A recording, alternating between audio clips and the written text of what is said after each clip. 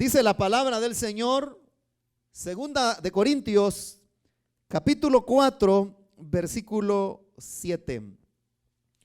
Pero tenemos este tesoro en vasijas de barro, para que se vea que tan sublime poder viene de Dios y no de nosotros. Nos vemos atribulados en todo, pero no abatidos, perplejos, pero no desesperados, perseguidos, pero no abandonados, derribados, pero no destruidos. Donde quiera que vamos, siempre llevamos en nuestro cuerpo la muerte de Jesús, para que también su vida se manifieste en nuestro cuerpo. Pues a nosotros los que vivimos siempre se nos entrega la muerte por causa de Jesús, para que también su vida se manifieste en nuestro cuerpo mortal. Así que la muerte actúa en nosotros y en ustedes la vida. Amén. Vamos a orar, hermanos, para que el Señor nos hable en esta tarde. Padre amado, gracias te damos por lo que hasta hoy nos has concedido hacer. Señor de misericordia, gracias porque nos trajiste hasta este lugar. Gracias, Señor, porque quitaste todo obstáculo, toda barrera que Satanás había levantado para que nosotros no nos congregáramos este día. Tú las rompiste. Nos diste libertad para que te adoráramos esta tarde en este lugar. A pesar de las luchas y de las adversidades que cualquiera de nosotros pudiera tener hoy, Señor, tú nos tienes aquí. Ahora, Padre Santo, venimos delante de tu presencia pidiéndote que tú nos des la oportunidad de ser edificados, de ser, Señor bendito, hoy bendecidos a través de tu palabra. Trae la porción para nuestra alma, Señor, la que necesitamos para el diario vivir. Señor amado, háblanos, exhórtanos, edifícanos, consuélanos, Dios mío, a través de tu palabra santa. Porque solo tú tienes palabras de vida eterna, Señor. Por eso es que estamos aquí. Salva al que no te conoce, Señor. Fortalece al débil, Padre Santo. Levanta al caído y consuela al triste, Padre Santo. A nosotros, tu pueblo, edifícanos, Dios amado, para poder, Padre, continuar en la batalla espiritual. En el nombre de Jesús, tu Hijo amado, te lo pedimos, Padre. Amén y amén, Señor. Tenga la bondad de sentarse. Condiciones extremas es el tema del mensaje de esta tarde.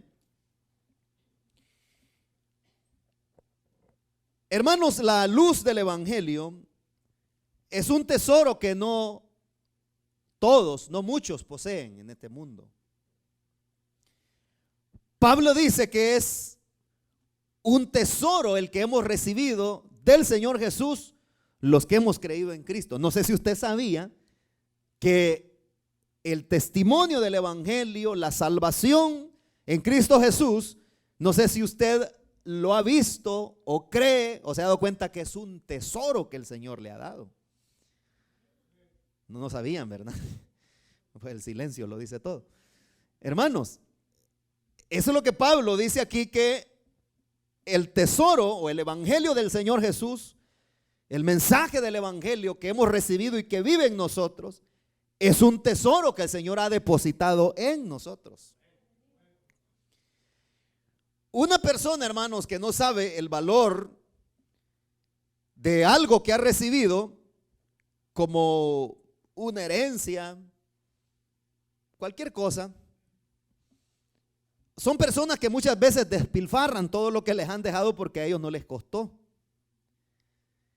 Lamentablemente hay muchos creyentes también que no le dan el verdadero valor que tiene el Evangelio, siendo ya evangélicos creyentes, porque no les costó. Pero la salvación, hermanos, la vida eterna, la comodidad que usted y yo tenemos, la seguridad de la salvación, el cielo mismo, no fue producto de la casualidad, ni fue que llegó de carambola a nosotros, sino que hubo un precio que alguien tuvo que pagar. Y fue un precio de vergüenza, un precio de dolor, un precio de llanto, un precio de gemidos, un precio de afrenta, de martirio, el que pagó, Jesucristo, el Hijo de Dios, para que nosotros tengamos felicidad, para que nosotros tengamos tranquilidad, para que nosotros tengamos vida eterna. Pero como le digo, cuando una persona muchas veces hereda algo de sus padres o de sus antepasados, muchas veces no le dan el verdadero valor. Y por ejemplo, hay personas que no le dejan riquezas a sus hijos, hablando económicamente, ni le dejan grandes cantidades de terrenos, tierra, no le dejan casas. Pero quizás muchas veces lo que los antepasados dejan son objetos que para la generación nueva no tiene valor. Y dicen, mi abuela, miren lo que me dejó, dicen, esta olla toda sucia. O dicen, me dejó, dicen, esta charola, este trasto, me dejó esto que no tiene valor. Porque la gente lo que espera es de que le hayan dejado una cuenta bien repletita de dinero, ¿verdad? Dicen, esa es la herencia, esa es una gran herencia que me dejó mi abuelo, mi padre. Pero estas personas no le dan el verdadero valor. Tal vez no tiene un valor económico aquello, pero tiene un valor sentimental. Entonces, y hay personas que no entienden qué es un valor sentimental, que es, no saben nada de eso. Y por eso dicen, ¿y yo para qué quiero esto? Dicen, mejor lo voy a regalar, lo voy a tirar a la basura, dicen. Y no le dan el verdadero valor. Como le dije hace un momento, lamentablemente, muchos creyentes también actúan de esa manera y no le dan el verdadero valor que el evangelio del Señor Jesucristo tiene. Pero Pablo decía que para él el evangelio de Cristo es poder, dijo. Es poder de Dios, dijo, para salvación. Eso le dijo en su carta a los romanos. Para todo aquel que cree, dijo, es poder de Dios. Entonces las personas que no le dan el verdadero valor al evangelio de Cristo, hablando de creyentes, es porque no se han convertido todavía.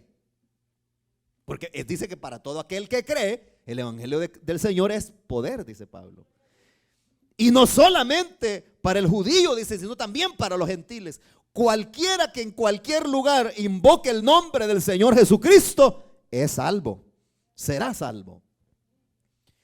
Ahora, esta versión que leímos, hermanos, Pablo en el versículo 7, usando ciertas figuras, comienza a hablar de ese tesoro y dónde el Señor lo ha colocado.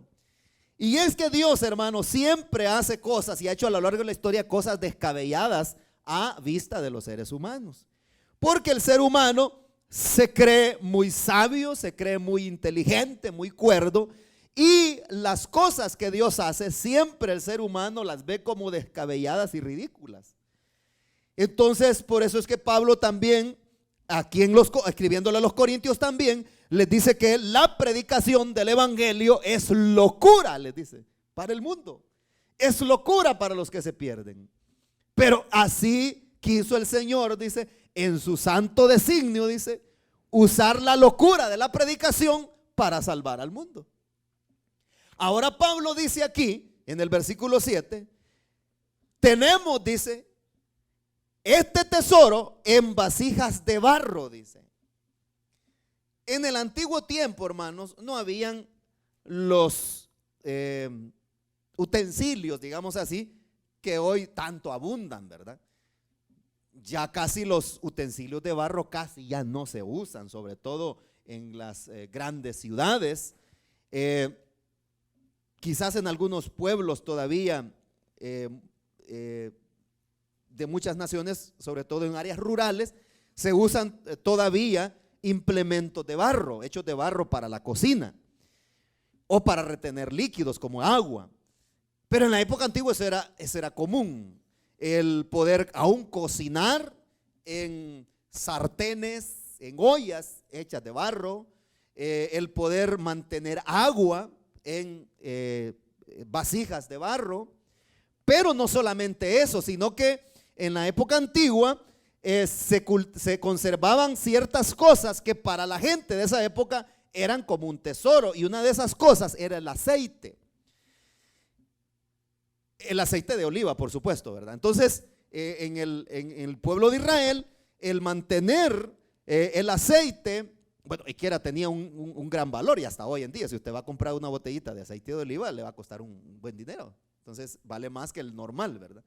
Entonces, pero resulta de que en esas vasijas se mantenían cosas que para la gente eran de gran valor, como el aceite o el vino también, que era parte de la dieta cotidiana de los orientales, vamos a decir así, para ser generalizados. Entonces, para ellos eso era un tesoro. Y por eso en la Biblia se habla acerca del valor que tenía para ellos el aceite, el vino. Y entonces el Señor habla una y otra vez que el que tenía aceite, el que tenía vino, era una persona que se regocijaba. ¿Por qué? Porque no era que ella se le iba a tomar todo, lo iba a gastar todo el aceite, pero podía venderlo. Y por eso cuando aquella mujer que era esposa de un profeta enviuda y llega donde el profeta Eliseo, dice la Biblia que Eliseo y le dice: ¿y qué tienes en tu casa? No tengo nada. No, pero ¿qué tienes? Algo. Bueno, solo tengo unas vasijas ahí, le dice. Y, bueno, eso tienes. Bueno, le dice el profeta, consigue muchas vasijas más vasijas. Y cuando ella iba con el poquito de aceite que tenía, dice la Biblia que lo que hace el profeta, por supuesto el Señor a través del profeta, es que multiplica el aceite.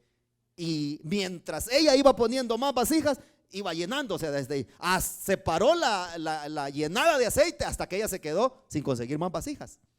Pero, y uno dice, ¿y esa mujer qué iba a hacer con tanto aceite? Bueno, lo iba a vender, porque era un método de subsistencia también en aquella época. Entonces, ahí se puede dar cuenta usted que el tener aceite era como tener un tesoro. Aunque ese tesoro no estuviera digamos, en una vasija que fuera de porcelana, que fuera de vidrio, que fuera de un material más costoso, más delicado, no importaba. Pero lo importante no era la vasija, sino el tesoro que estaba en la vasija. Entonces Pablo dice que el Señor ha colocado, dice, ese tesoro, hablando del evangelio, de la esperanza bienaventurada de la salvación, dice que la ha colocado en vasijas de barro, porque eso somos usted y yo. No sé si usted sabía que era de barro. ¿Sí? Bueno, si no sabía, se lo informo. Usted y yo somos un pedazo de tierra. Eso es lo que el Señor le dijo a Adán: polvo eres y al polvo volverás. Oiga, le digo, polvo eres. Entonces, si usted no sabía que era un pedazo de un terrón de tierra, hoy se lo digo. Es un pedazo de barro, eso somos. Entonces Pablo dice que ese tesoro tan grande como es la salvación, a Dios le plujo poder colocarlos en nosotros, que somos insignificantes, de barro. ¿Para qué lo hizo Dios? Ahí vemos los propósitos de Dios, porque Dios siempre hace las cosas con propósito. Dice que Dios lo hizo para que se vea, dice, qué tan sublime poder viene de Dios y no de nosotros, dice. Oiga lo que dice: para que se vea qué tan sublime. Esa palabra sublime significa admirable, grandioso. En otras palabras, Pablo dice: Dios colocó este tesoro en personas tan insignificantes de barro y mortales al mismo tiempo, para que se vea qué tan grandioso, qué tan admirable es el poder que Dios tiene, hermanos. ¿Cuántos sabían eso? Que Dios tiene un poder grandioso y admirable. Y no de nosotros, porque nosotros no podemos hacer nada ni por nosotros mismos. Nosotros estábamos en una condición de incapacidad. Nosotros estábamos completamente muertos, dice la Biblia, espiritualmente. No podíamos hacer nada por nosotros, ni mucho menos por otras personas. Pero el poder de Dios se manifiesta en la debilidad. Eso es lo que Pablo también dice. Que cuando él había recibido, dice, revelaciones tan maravillosas. Y eso lo dice a los corintios también: si yo me tendría que gloriar, me gloriaría de un hombre, les dice, hablando del mismo, que fue hasta el tercer cielo, les dice, y oyó cosas, le dice, que no se pueden explicar con esta lengua humana, no se pueden hablar, son palabras indecibles, inefables, como dice otra traducción. Entonces les dice Pablo, pero para que yo no me gloriara, les dice Pablo, de revelaciones tan maravillosas que yo he tenido, se me dio un sufrimiento. Y nosotros con solo un versículo que nos sabemos de memoria, ¿va? Ya nos inflamos. Y Pablo, hermano, que había recibido bueno, lo había llevado el Señor hasta el cielo. Eso es lo que dice. Había ido hasta el tercer cielo. Le dio un tour el Señor por el cielo a Pablo. Y después lo bajó para que siguiera haciendo lo que tenía que hacer en esta tierra. Pero dice, para que yo no me soberbeciera, dice Pablo, porque como Dios ya sabe que nosotros fácilmente nos inflamos, lo que hace, dice, es que permitió. No es que dice que el Señor le dio un sufrimiento, se me dio, dice, un sufrimiento que no es lo mismo. Un mensajero de Satanás, dice. O sea, Dios permitió que Satanás lo abofeteara. Y Pablo se rehusaba a seguir aguantando ese sufrimiento. No se sabe cuál era el problema, pero era una enfermedad que Pablo padecía. Dice que era un aguijón en la carne, o sea, era un problema de salud que Pablo tenía. Y Pablo inmediatamente dice que se lo había pedido el Señor que se lo quitara. Pero el Señor me ha dicho, dice, bástate mi gracia. En otras palabras, el Señor le dijo, mi amor es todo lo que necesitas. Así es que me alegro de ser débil, decía Pablo, para que en mí se muestre el poder de Cristo. Porque cuando somos débiles, hermanos, es que somos fuertes. Pero cuando nos llevamos de valentones, somos los más cobardes. ¿Escuchó bien? Solamente con la ayuda del Señor es que nosotros podemos levantarnos en victoria. Entonces dice Pablo, este tesoro tan valioso, tan sublime, dice, el Señor quiso colocarlo en vasijas de barro que somos nosotros. ¿Pero para qué? Para que el poder de Dios se manifieste y se vea qué grandioso es Dios, qué grandioso, qué sublime su poder y su gracia. Viene Pablo y a partir del versículo 8 comienza a enumerar, oiga bien, las condiciones en las que un creyente o a las que un creyente pudiera llegar en la vida y aún así no perder la esperanza y su fortaleza en Dios. Muchas veces quizás usted se ha puesto a pensar, al igual que Pablo en alguna ocasión, ¿qué será lo que pudiera apartarme del amor de Dios? ¿Qué será lo que en algún momento a mí me pudiera obligar a renunciar a mi fe? ¿No se echa esa pregunta usted? O dice, no había pensado en eso. Pero Pablo lo había hecho y había pasado por tantas situaciones. Y hay personas que dicen, no, dicen, si mi niño se me muere o me faltara, yo creo que me volvería loco. O hay mujeres que dicen, no, si mi viejo me faltara, dice, me volviera loca quizás. Y de hecho, algunas que quedan todas trastornadas. Pero hermanos, amados, ¿qué nos puede separar del amor de Dios? El creyente puede llegar a condiciones extremas y Pablo de hecho había llegado a condiciones extremas. Y eso es lo que enumera a partir del versículo 8. Dice que, mire, todas estas condiciones, hermanos amados, son causadas, son efectuadas por Satanás, porque Satanás siempre va a tratar la manera de querernos desestabilizar. Y cada vez que Satanás hace algo, lo que espera es provocar en nosotros alguna reacción negativa. O sea, provocarnos a hacer algún mal. Y por eso mira a partir del versículo 8. Dice, nos vemos atribulados en todo, dice, pero no abatidos, dice. Oiga, Pablo está diciendo, nos vemos, no está diciendo, me vi. Nos vemos, nos vamos a ver en algún momento atribulados. Nos vemos atribulados en todo, dice, pero no abatidos. Al atribularnos, hermanos, Satanás espera abatirnos. Pero ¿qué es eso de abatimiento? El abatimiento, hermanos, es un estado en que la persona cae cuando ha perdido fuerza física, moral, energía y el ánimo.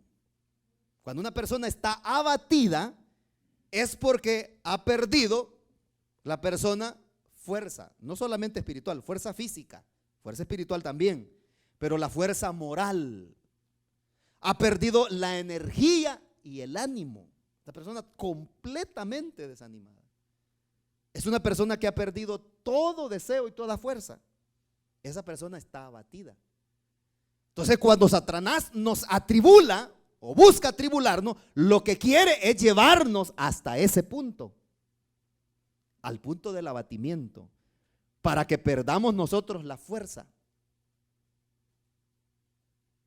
¿Usted en algún momento se ha sentido desfuerzado físicamente? ¿Sí? Que ha trabajado día y noche, ¿verdad? Y hay un momento en que ya ni las manos puede uno, ¿eh? Entonces ya ni uno mismo se puede. Está sin fuerza física. Se duerme parado, ¿verdad? La persona. De pie se duerme. Esa persona está abatida físicamente, ha perdido las fuerzas. Hay personas que han perdido completamente el ánimo, tan desanimadas, pero completamente. Pero eso fue causado por una tribulación. Entonces, repito, Satanás al atribularnos espera que nosotros podamos abatirnos. Dice Pablo, perplejos, dice, pero no desesperados, dice. Al perplejarnos, hermanos, Satanás busca desesperarnos. ¿Pero qué es estar perplejo? ¿Qué es eso de la perplejidad? La perplejidad consiste, hermanos, en estar desconcertado, el no saber qué hacer, pensar o decir. Ese es estar perplejo. Se lo voy a repetir. El estar aperplejado es estar desconcertado. Otras personas dicen desorientado. Es una persona que no sabe qué debe hacer, no sabe qué pensar y no sabe qué decir. Yo no sé si en algún momento usted ha estado en esa condición. Pero Satanás busca, cuando nos aperpleja, lo que quiere es que caigamos en la desesperación. Por eso Pablo dice, perplejos, dice, pero no desesperados, dice. La desesperación, hermanos, es la pérdida total. Oiga bien, es la pérdida total de la esperanza. Por eso se llama desesperación. Es la pérdida, oiga, total de la esperanza. ¿Sabe usted que hay mucha gente en el mundo desesperanzada? Personas que han perdido la esperanza en sus parientes, han perdido toda esperanza en su vida misma, y esas son las personas que comienzan a fantasear con el suicidio, el quererse quitar la vida, porque ya perdieron toda esperanza. Pero ¿por qué muchos creyentes, muchas personas caen en eso? Porque Satanás ha comenzado a perplejarlos. Pero dice Pablo, podemos estar perplejos, dice, pero no desesperados. Y eso, como le digo, es lo que una persona que está desesperada es una persona que es propensa a cometer cualquier locura. Es una persona que actúa de manera alocada, toma decisiones alocadas, porque Satanás lo ha llevado hasta ese punto, porque lo perplejó. Y como no sabe qué hacer, qué pensar, no sabe cómo actuar, lo primero que se le viene en la mente, eso hace, aunque eso traiga consecuencias nefastas, aunque eso traiga consecuencias, hermanos, nocivas para la persona, peligrosas. Pero eso es lo que Satanás busca. En la Biblia nosotros encontramos la historia de un hombre que dice la Biblia que era carcelero en la ciudad de Filipos. Este hombre, hermanos, había sido muy cruel con los presos, incluyendo a Pablo y a sus acompañantes. Dice la Biblia que los azotó, les hizo grandes heridas en las espaldas, los colgó en el cepo de los pies y los metió en el calabozo de más adentro, donde ni las manos se podían ver ellos. Oscuro completamente. Y usted quizás conoce la historia porque está ahí en Hechos capítulo 16. Y resulta que estos hombres, Pablo y su compañero, comenzaron a cantar alabanzas al Señor. Y dice la Biblia que mientras estaban cantando alabanzas, la cárcel más bien se derrumbó. Y al derrumbarse, hermanos, el hombre que estaba encargado de la seguridad de los presos, este hombre cayó en desesperación. Y entonces dice la Biblia que estaba a punto de cometer una locura. Y agarró la espada y a quitarse la vida iba cuando Pablo le dice: no te hagas daño. Estaba desesperado. O sea, la perplejidad lo había llevado a la desesperación. Dijo: ya no hay esperanza para mí. ¿Por qué? Porque a él siempre lo iban a matar.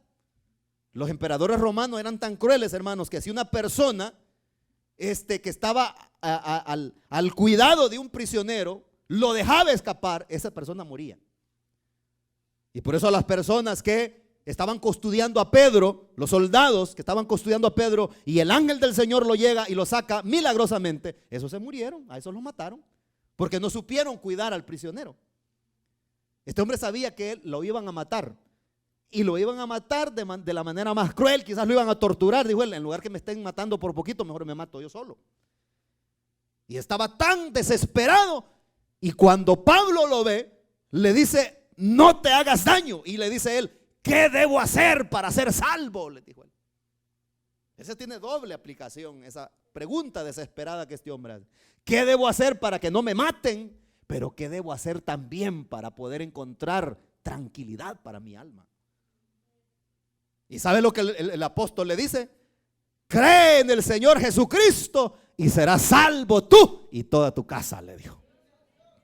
Entonces, estando en la condición de perplejidad, y una persona que se encuentre como producto de esa perplejidad, desesperado, la única solución para esa persona es el evangelio del Señor Jesucristo. Por eso es que el evangelio, amados hermanos, significa buenas noticias, buenas nuevas de salvación, porque hay mucha gente en este mundo que todavía no se da cuenta que hay esperanza todavía para su alma. Hay mucha gente, hermanos, que todavía no se da cuenta que en Cristo Jesús hay solución para sus problemas. Y para esas personas es una buena noticia, aunque esta noticia tenga ya 2000 años. Pero nunca deja de ser buena nueva el evangelio. Ahora, y es que al perseguirnos, porque Pablo dice además, perseguidos, dice, pero no abandonados, dice, esa es la otra frase que Pablo usa. Al perseguirnos, Satanás busca provocar en nosotros el sentimiento de abandono. O sea, querernos hacer creer que estamos abandonados.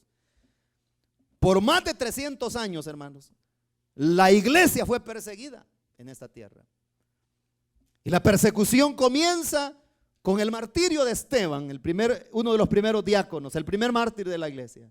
Habían momentos de aparente paz y de tranquilidad para la iglesia, pero de nuevo llegaba un nuevo emperador al imperio romano y comenzaba a reprimir a la iglesia, a perseguirla, a hacer espectáculos con los creyentes, a lanzárselos a las fieras en el Coliseo romano, a hacer antorchas humanas para iluminar sus jardines en el palacio, hermanos.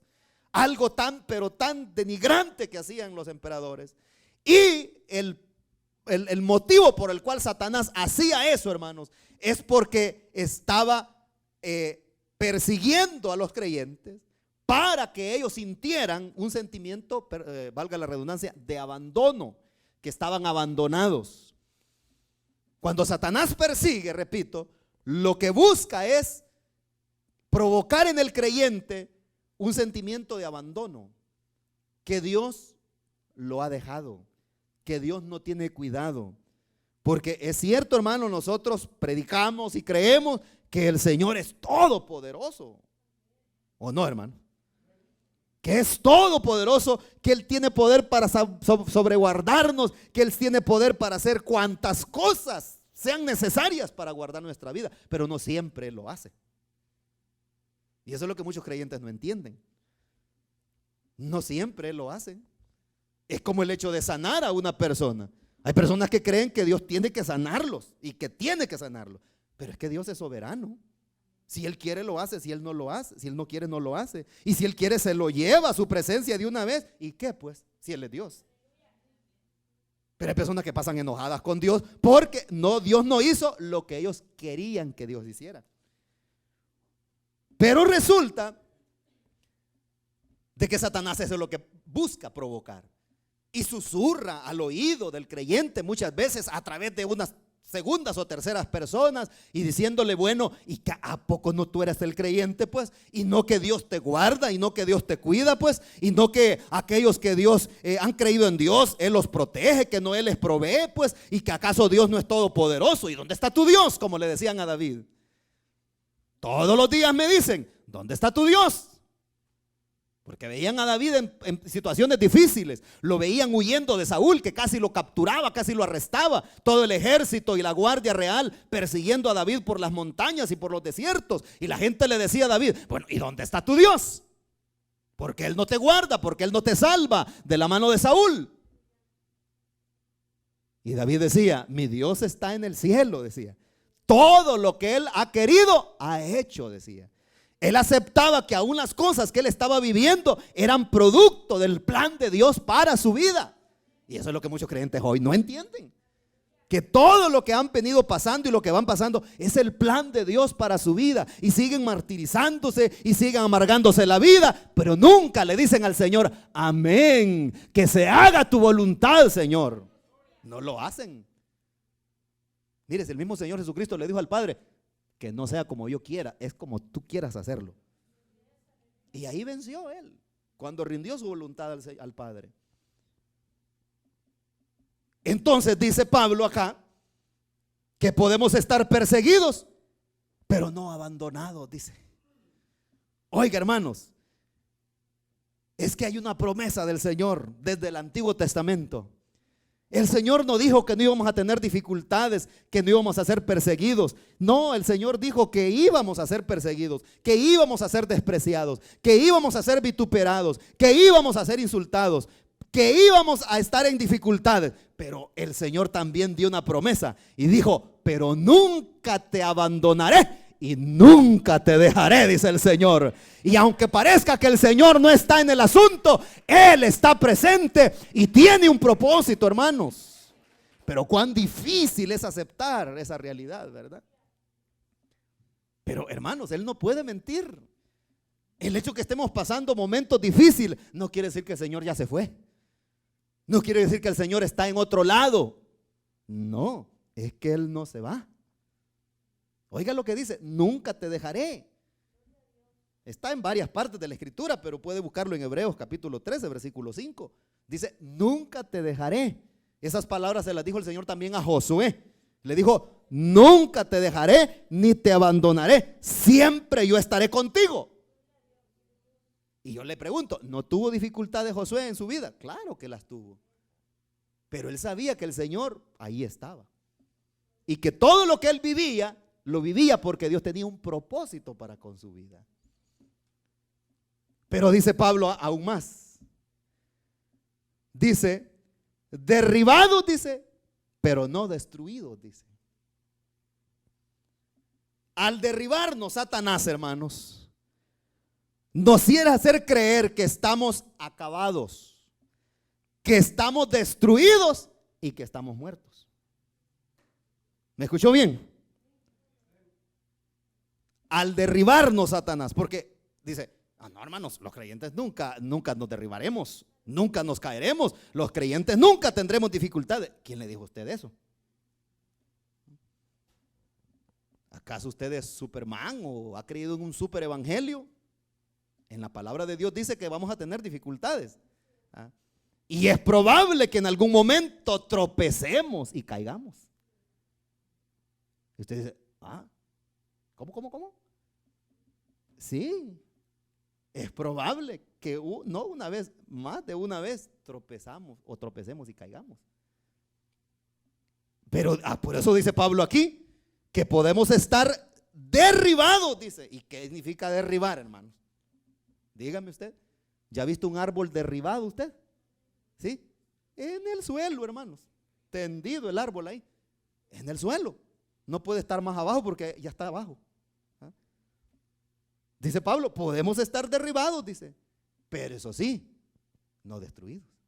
¿Sabe usted que hay árboles que se caen y están tendidos en el suelo, pero algo queda de raíz en ellos, en la tierra? Y dice uno, y este árbol está tendido ahí va, pero ahí van unas ramitas, ¿verdad? Y dice, ¿cómo es que este árbol está sobreviviendo si está caído? Está pegado todavía en el suelo. Tiene un contacto, todavía una raíz que no se arrancó. Nosotros también, hermanos, podemos estar, como dice Pablo, derribados. Podemos estar ahí en el suelo, probablemente todos empolvados. Pero eso no significa que estemos muertos. Eso no significa que estemos destruidos. Eso es lo que Satanás quiere que nosotros creamos, que estamos acabados, amados hermanos. Pero este libro santo dice, si 7 veces cae el justo, tantas veces el Señor también lo levantará, dice este libro santo. Hermanos, ese es el poder de Dios. Que no importa las condiciones. Y claro, Satanás, como le he dicho, él trata la manera de ver cómo hace todos estos movimientos que Pablo está aquí enumerando. Y de hecho, Pablo estaba diciendo eso porque él lo había experimentado. Él lo había experimentado, hermanos. Tantas veces a él lo habían dejado por muerto. Tantas veces pensaban de que Pablo ya no iba a sobrevivir, que Pablo era un hombre ya muerto, ya acabado. Pero el poder de Dios lo levantaba y volvía, amados hermanos, a darle soberanas palizas a los demonios. Así es. No importa las condiciones en que nosotros podamos caer. Como le digo, lamentablemente hay muchas personas que atienden las insinuaciones de Satanás y creen que para ellos no hay esperanza, creen que para ellos ya no hay solución. Y hay cristianos que caen de la gracia de Dios y aunque se les diga, no hombre, pero mire, vuelva a Cristo, el Señor le perdona, no importa lo que usted haya hecho, venga a Cristo Jesús, reconcilie. No, dicen, ya no me molesten, yo sé que para mí ya no hay nada, dicen. Esas personas Satanás los ha llevado al punto, hermanos, o sea, de que ellos crean de que ya están muertos, de que ya están completamente terminados, que para ellos ya no hay solución. Pero no existe condición en la que nosotros podamos estar. Oiga bien, no existe condición en la que nosotros podamos estar, hermanos, que el Señor no pueda hacer algo, no, algo mucho por nosotros. Hermano, hasta muertos podemos estar físicamente. Si no, ¿por qué Job dijo esas palabras? Yo sé que mi Redentor vive, dijo, y del polvo de la tierra puede levantarme, dijo. Oiga, del polvo de la tierra, 4 días tenía de muerto Lázaro ya. Sus hermanas le dijeron al Señor, maestro, no digas que quitan la piedra, porque como una piedra tapaban la tumba en aquella época, porque eran unas cuevas, ¿verdad? Porque ya hiede, no vayas a hacer eso, maestro. Quiten la piedra, dijo el Señor. Abran la tumba. Y usted conoce la historia. Pues decía, para Lázaro ya no hay esperanza. Murió, y no solo murió, sino que ya tiene 4 días de que ha muerto. Pero para mi Cristo no hay nada imposible. Y Lázaro es cierto que estaba derribado, es cierto que estaba en esa condición, pero llegó aquel que todo lo puede y lo levantó. Asimismo, el ejemplo más claro es el de nuestro Maestro, del Rey nuestro, de nuestro Señor Jesucristo, que, amados hermanos, se dejó vencer, se dejó derribar, porque Él dice en su palabra, Él mismo dijo: nadie me quita la vida, yo la pongo, dijo, y tengo poder para volverla a tomar, dijo. Satanás se jactaba que Él había quitado la vida al Hijo de Dios. Y en el infierno hubo fiesta, y los demonios se reían porque el amado Hijo de Dios lo habían vencido. Pero no, Él dejó que lo derribaran. Pero estando derribado de 3 días de muerto, se levantó de la tumba victorioso. Y ahora vive por los siglos de los siglos. Y si Él también vive, nosotros también viviremos, hermanos. El poder de aquel, dice la Biblia, que levantó de los muertos a Jesús, también vivificará nuestros cuerpos mortales por el Espíritu, dice Pablo, que mora en ustedes, dice. Hermanos, entonces no hay condición en la que nosotros podamos estar que el Señor no pueda levantarnos a hacer algo por nosotros. ¿Cuál es la condición suya ahora? Quizás usted vino diciendo: este es el último culto que voy. Yo creo que ya no tiene sentido. Yo creo que ya no hay solución. Yo creo que aquí para todo ya. Voy a ir a despedirme de los hermanos. Voy a ir a ver a los hermanos, a decirles: Dios les bendiga, ha sido un gusto, pero realmente ya no sigo porque ya para mí no hay solución. Ya no hay esperanza. Yo creo que yo soy estopa del infierno. Realmente así puede tener opinión alguno. Pero no hay condición en la que usted pueda estar que el Señor no pueda hacer algo. No hay nada imposible para nuestro Dios. Podemos estar en las condiciones más extremas. Dice además Pablo en el versículo 2: donde quiera que vamos, siempre llevamos en nuestro cuerpo la muerte de Jesús, para que también su vida se manifieste en nuestro cuerpo, dice. El verdadero creyente, hermanos, donde quiera que vaya, siempre está bajo la mirada furtiva y amenazante de Satanás. No sé si usted lo sabía. Donde quiera que nosotros nos movemos, donde quiera que nosotros andemos, Satanás, haga cuenta que es como un francotirador que está ahí siempre con la mirilla y nos tiene siempre bien encañonados. Y ahí nos tiene, para donde quiera que nos movamos, ahí él anda moviéndose y nos tiene encañonados. Y nos tiene ahí amenazantes. Pero no importa lo que Satanás pueda hacer, no importa las estrategias que él pueda usar. Cada vez que el Señor ve que Satanás hace esto o lo otro para querer destabilizarnos, el Señor siempre se glorifica en aquellos que esperan en su misericordia, hermanos. Por eso Pablo dice: donde quiera que vamos, siempre llevamos en nuestro cuerpo, dice. Y hablando específicamente de él, como decía en otra ocasión, que él llevaba las marcas. En su cuerpo llevaba las marcas de Cristo. Todas las cosas que le habían hecho, las torturas que él había sobrevivido. ¿Pero para qué? Dice que todo eso tenía un propósito en él. Dice que ese propósito, por lo cual Dios lo hacía, era para que la vida de Jesús se manifestara en él. Mire, hermano, hasta un rasguño que nosotros nos demos tiene un propósito. Si nosotros realmente creemos en la providencia divina, vamos a entender que nada sucede por casualidad. Nada, ni lo más mínimo. Dice la Biblia que hasta el cabello de nuestra cabeza están contados. Oiga, hermano, eso es ser muy minucioso, ¿verdad? Nada es casualidad. Imagínense ya en nosotros, hermanos, su pueblo, si hasta el cabello que se le cayó hoy cuando usted se peinó para venir acá, ya el Señor ya lo descontó allá en el cielo. Dice, ya le quedan 1999, dice. Pero no es uno el que votamos, hermano, en vez de votamos más. Dice, ya le salió una cana más a este, dice. Y así va aumentando. Hasta cubrirlo de nieve, dice, la cabeza. Pero no es casualidad, hermanos. Todo está bajo el control divino.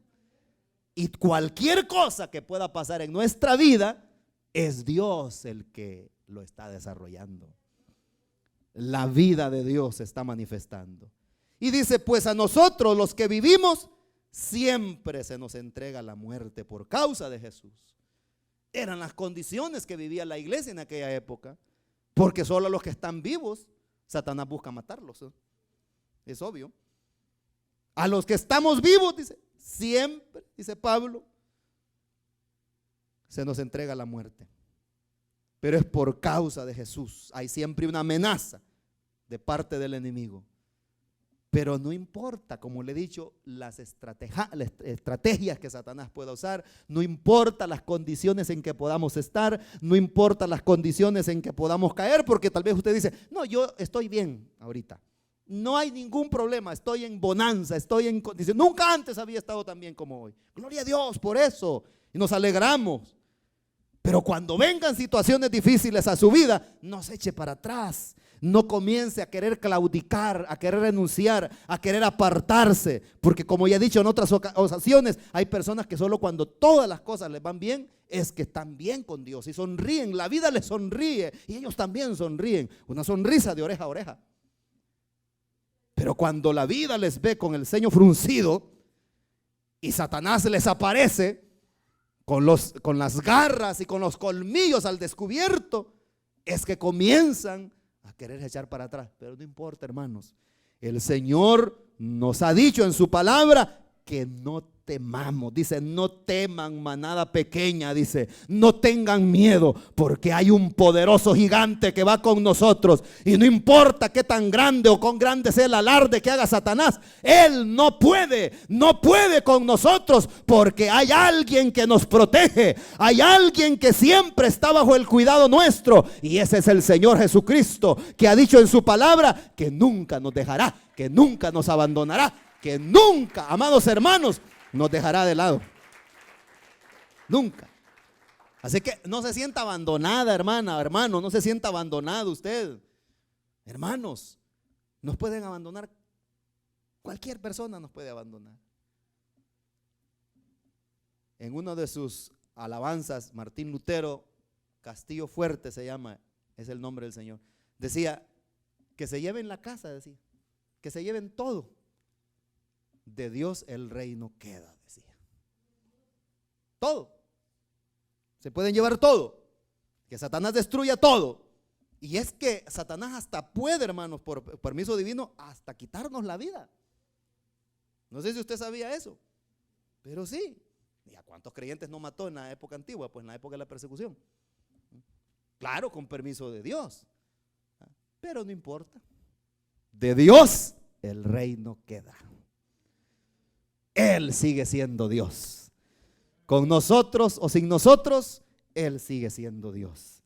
A Él sea la gloria por siempre. Vale la pena entonces tenerlo a Él. Que aunque estemos en condiciones extremas, como Pablo dice, atribulados en todo, en cualquier situación, en todo. Hay veces que llegan los problemas llegan, hermanos, como en serie, ¿verdad? Y dice, hay un dicho que dice por ahí, es que un mal nunca llega solo, dice la gente. Y vienen problemas, y viene otro problema, y como que son las olas del mar que vienen y pegan, van y vienen, atribulados en todo, pero no abatidos, dice. Que Satanás no logre abatirnos para que cometamos locuras, no. Podemos estar perplejos, pero no desamparados. Él siempre estará allí, el Señor de gloria. Podemos estar perseguidos, pero no abandonados. El padre y la madre puede abandonarnos, pero el Señor nos recogerá con todo. Amén, hermanos. Ese es el Dios de Pablo, pero ese es el Dios nuestro. ¿Podemos nosotros decir igual que Pablo eso? Y mire que esto coincide con lo que Pablo también dice, que estaba convencido de que nada lo había podido apartar del amor de Dios. Es porque ya había pasado por todo eso. Ojalá que al final de nuestra carrera nosotros podamos decir también lo mismo. Pasé por estas situaciones y yo seguí firme. Pasé por esta adversidad y yo seguí firme. Y va a decir usted al final, estoy convencido, hoy sí que estoy convencido, más que convencido, que nada pudo apartarme del amor de Dios. Ni la muerte, ni la vida, ni ángeles, ni lo profundo, ni lo alto, ninguna cosa creada. Porque el amor de Dios, amados hermanos, es el más grande tesoro que podemos tener. Vale la pena esperar en Él. Cierre sus ojitos. Yo quiero preguntar rápidamente si hay en medio nuestro alguien que todavía no conoce a Jesús.